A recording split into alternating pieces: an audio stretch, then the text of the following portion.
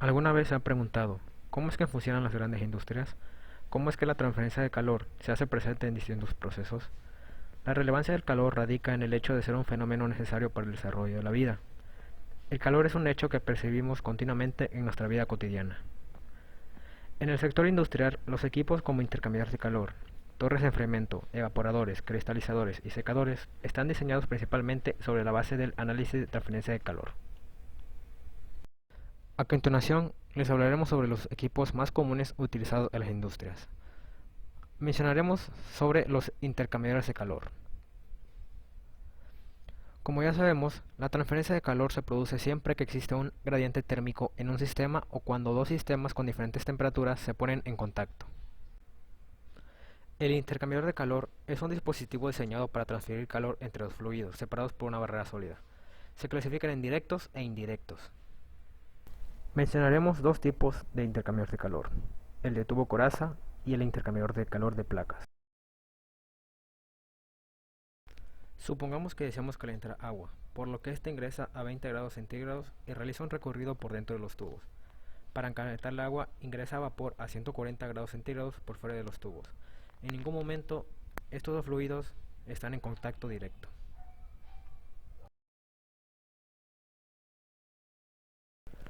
Aquí la transferencia de calor se produce en el interior de las placas. La configuración de estos es de tal manera que cada fluido circula por canales alternos. La transferencia de calor efectiva se produce entre dos canales adyacentes y la corrugación de las placas provoca turbulencia en el fluido, a la vez que soporta la presión diferencial. Este flujo turbulento aumenta la eficiencia haciendo que sean muy compactos.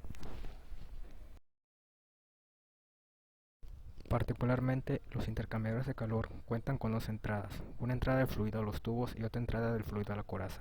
Dos salidas, salida del fluido de los tubos y salida del fluido a la coraza.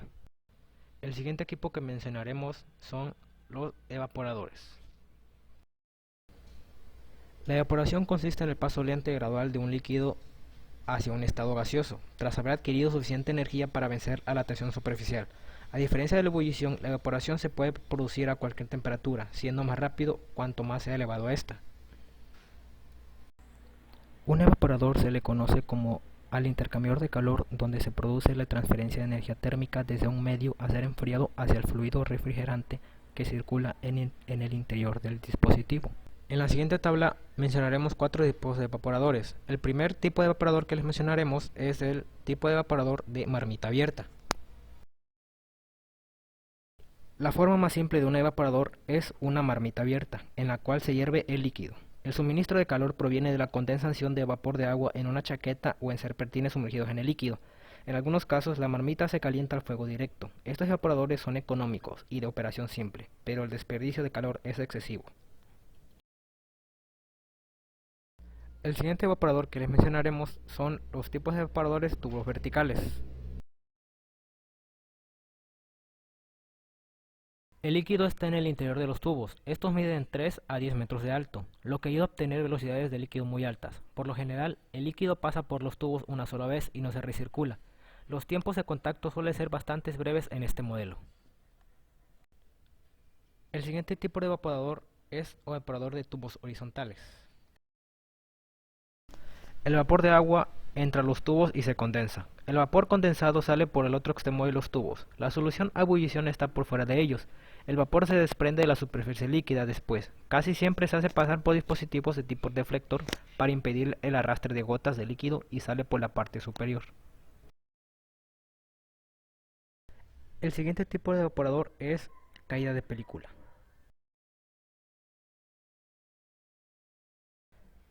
El líquido se alimenta por la parte superior de los tubos y fluye por sus paredes en forma de película delgada.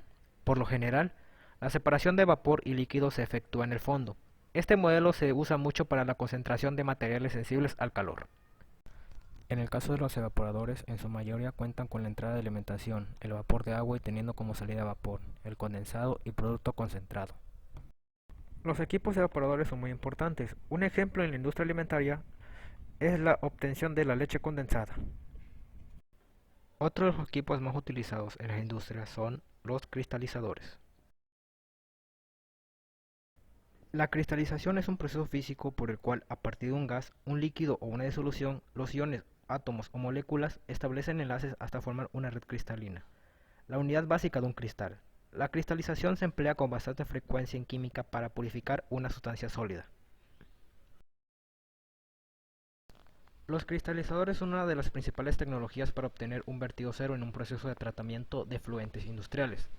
Algunos de los procesos que indicen de forma especial para obtener el vertido cero son la cristalización, el secado térmico y la estabilización de los líquidos. Les mencionaremos dos tipos de cristalizadores. El primer tipo es el de circulación forzada.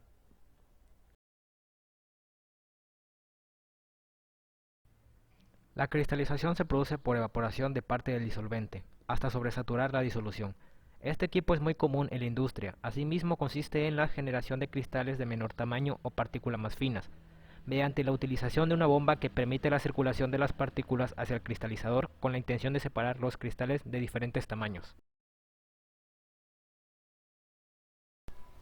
El otro tipo de cristalizador es tubos de extracción DTB. Este cristalizador se introduce una alimentación del producto hacia la bomba de circulación, la cual se encarga de dirigir la lechada hacia la superficie del líquido mediante la utilización de un tubo de extracción, que permite establecer la dirección constante de las partículas, para evitar que los sólidos pongan en cortocircuito la zona de sobresaturación más intensa. Los cristalizadores tienen la entrada de refrigerante y la alimentación por su parte cuenta con la salida de vapor, del licor madre que es la solución restante de los cristales y los cristales de producto. Un ejemplo de cristalización es la cristalización del azúcar. Es un método muy sencillo, ya que solo se ocupa agua y azúcar, y se puede observar los cristales que se forman mediante este proceso.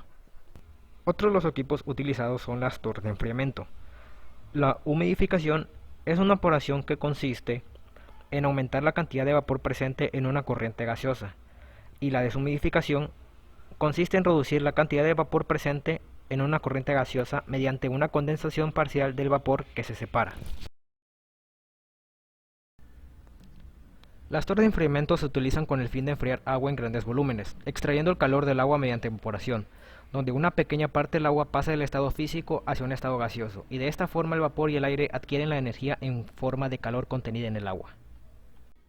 Le mencionaremos dos tipos de torres de enfriamiento, las torres atmosféricas y las torres de tiro natural.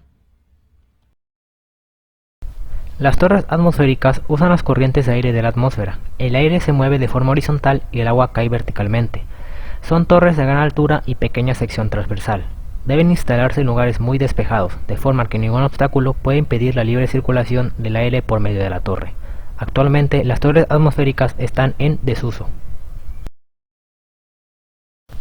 El siguiente tipo de torre de enfriamiento es torres de tiro natural.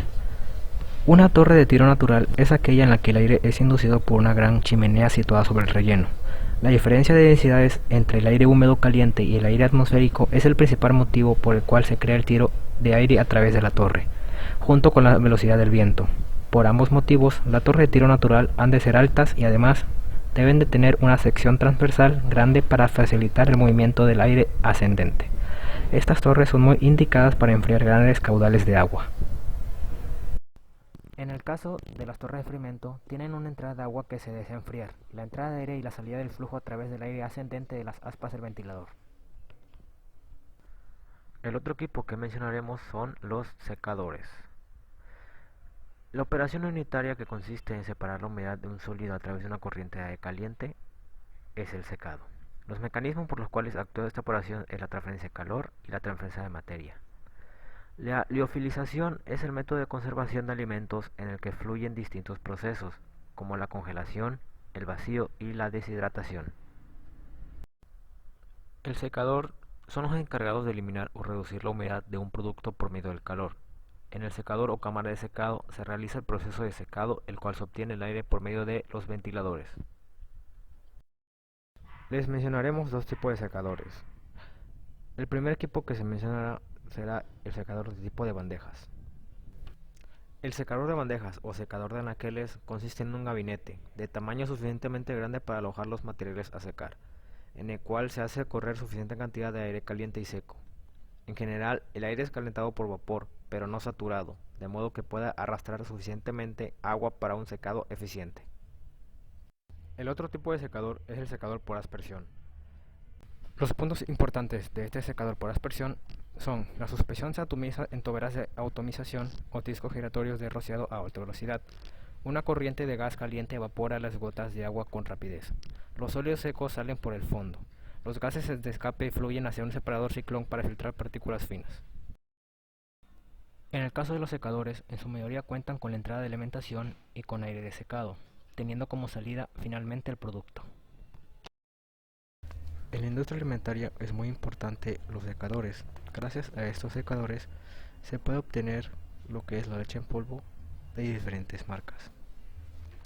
Así concluimos mostrándoles los equipos de transferencia de calor más comunes utilizados en las industrias.